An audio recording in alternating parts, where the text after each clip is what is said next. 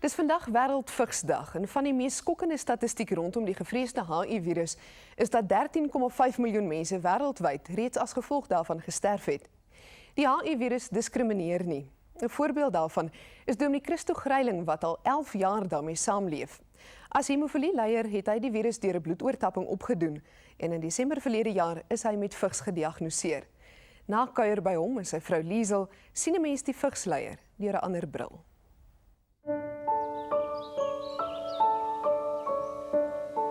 Die dag toe Christo uitgevind het dat hy positief is, op daai stadium het ons so 6 maande lank nog net uitgegaan. Ons het al begin dink aan verloof raak en trou. Ons het besef ons is lief vir mekaar. Maar daar was 'n paar keuses wat ons moes maak. Ja, maar ek het net besluit ek gaan aan met hierdie verhouding, want ons is lief vir mekaar en die feit dat hy 'n virus het verander niks daaraan. Dis nou 10 jaar sedert Christo en Liesel op Opstanding Sondag getroud is. Vir hulle 'n simbool van hoop en oorwinning. Dit het 'n paar jaar geneem, maar hulle het onlangs hulle droomhuis in Stellenbosch laat bou. Christo en Liesel Greiling het lank beplan aan hulle huis Lofdal in Paradyskloof hier by Stellenbosch. Van hier reis hulle die hele land vol om saam vigsvoorligting te doen en 'n boodskap van hoop uit te dra. Ek dink vir my die feit dat Jesus gesterf het en die dood oorwin het en opgestaan het in lewe maak dat ek kan hoop hê. Maar daai hoop begin nie vir my eers die dag as ek doodgaan nie. Ek weet ek hoef nie bang te gaan wees om dood te gaan nie, want dis maar die begin, dis nie die einde nie. Maar ek weet dat daai vol lewe begin vandag en dat mense reeds nou in hoop kan lewe al hang daar swart oor jou kop. Al weet jy nie hoe lank 'n mens gegin is nie, kan ek nog altyd lag.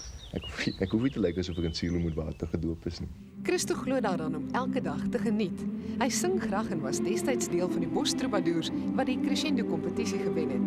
Deesdae sing hy in die Libertas koor. Selfs as jong predikant in Windhoek, toe die gemeente nie geweet het van sy infeksie nie, was sy boodskap een van blydskap en hoop. Jy preek nou oor die hoop en jy vertel vir hulle van hoekom ons kan uitsien na 'n toekoms.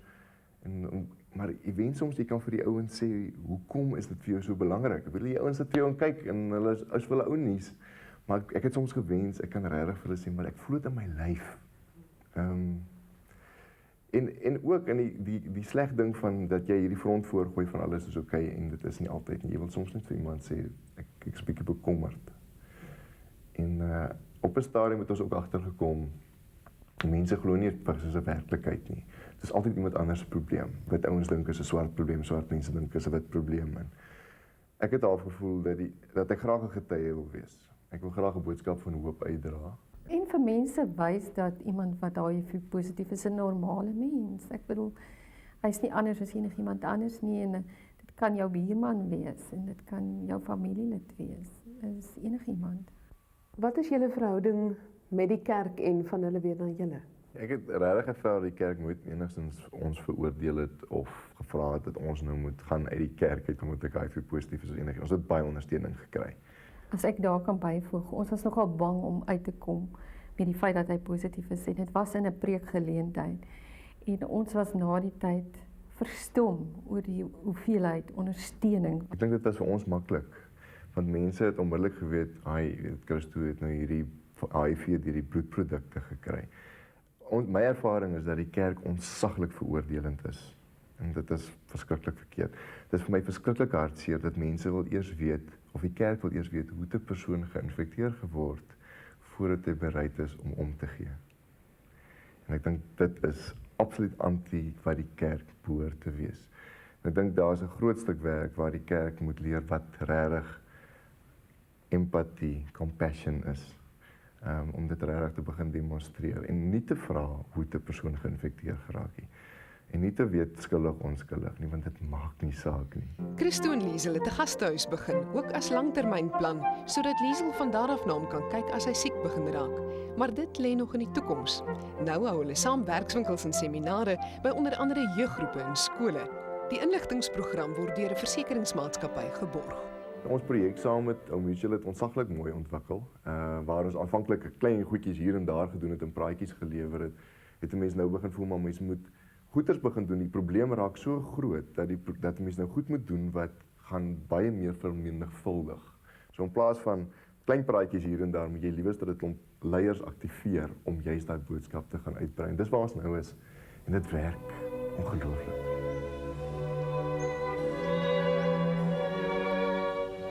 Vir Christo en Liesel is dit belangrik om as egpaar saam hulle boodskap uit te dra. Ek dink dit is 'n rolmodel dat ons is 'n koppel wat daarmee saamleef. Ek is negatief, maar ek moet ook deur al die krisisse gegaan het en aan die ander kant uitgekom het. En ek dink die eie ervaring deel daarvan om vir hulle te wys dat mens mekaar nog kan lief hê ten spyte van of te midde van. Natuurlik is daar 'n moontlikheid dat ek ook die virus kan kry. Op die stadium is ek nog negatief, maar ek moet my van tyd tot tyd laat toets. En om te wag vir die uitslae is nie so eenvoudig nie. Ek dink die eerste keer toe ek vir so 'n toets gegaan het, het ek vir die eerste keer besef dat daar 'n moontlike positiewe uitslag kon gewees het. En toe ek vir die eerste keer begin dink aan hoe sou dit voel om ook positief te wees en ek het nie regtig daar al 'n antwoord gekry. Hierdie jaar was dit reeds ons 10de huweliksherdenking. Dit was oor en oor die moeite werd en elke dag elke jaar was 'n geskenk. Christo het vir 10 jaar geleef met die wete dat hy HIV positief is. En toe verlede jaar het hy die nuus gekry dat hy nou vigs het. Hierdie werklikheid bring weer nuwe uitdagings. Ek het nou van so Junie maand af het ek nou op 'n eksperimentele kombinasie middels begin gaan van hierdie cocktails. En dit is nou regtig 'n kwessie van ek is nou oorgelaat aan hierdie farmaseutiese maatskappy solank as hulle dit wil beskikbaar stel en solank as wat dit met my goed reageer. En dit reageer fantasties. Waar mense bekommerd was oor 'n hoë viruslading, baie hoog, het dit afgegaan na op hierdie stadium op 'n onoptelbare vlak toe. En so ek het eintlik nou 'n paar jaar gewen terug waar ons was. Maar dit kan baie vinnig weer verander. So ek dink die belangrikste ding wat ek net begin leer het in die tyd is regtig dat 'n ou maar aanhoudend net totaal afhanklik is. En miskien is dit 'n goeie ding want jy lewe voluit elke dag, jy kry 'n maand se waarde uit 'n dag uit. En jy besef net elke dag is 'n skenker die Here se hand uit. Ek moet die meeste daarvan maak.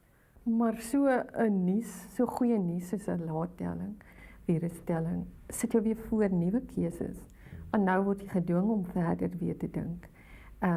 Jy moet nou miskien 'n loopbaankeuse maak of jy moet nou jouself forceer om waar sien jy oor 5 jaar of 10 jaar en dit is nie altyd so maklik nie want ons was nog gewoond aan net jaar tot jaar te dink en nie verder as dit te dink nie. So dit maak dit moeilik. Ek het nooit 'n olyfboom wou plant. Ek is mal oor olywe. Maar ek wou nie 'n olyfboom plant nie vir die simpel rede, die dekselse boom gaan eers na 3 jaar ordentlik begin dra, na 7 jaar is ordentlik aan die gang wees en my lewensperspektief het dit nie toegelaat nie. Ek het net nie gedink ek sal dit haal nie. So hoekom het ek nou vir 'n ander ou boom plant? Dit was my idee. Maar toe ek hy vigsdiagnose kry, was dit asof ek net gevoel het maar ek kan nie so lewe nie. Ek kan nie lewe met 'n klomp dinge van ek kan dit nie doen nie want ek gaan dit dalk nie haal nie. Broer, ek wil daai boom plant want so seker as daai boompie groei, so seker weet ek is elke dag geskenk die Here se hand uit. En nou het ek daai boom geplant en hy is nou net so groot en hy is my hoopboompie. So seker as hy groei, so seker weet ek dat dit vandag 'n geskenk is.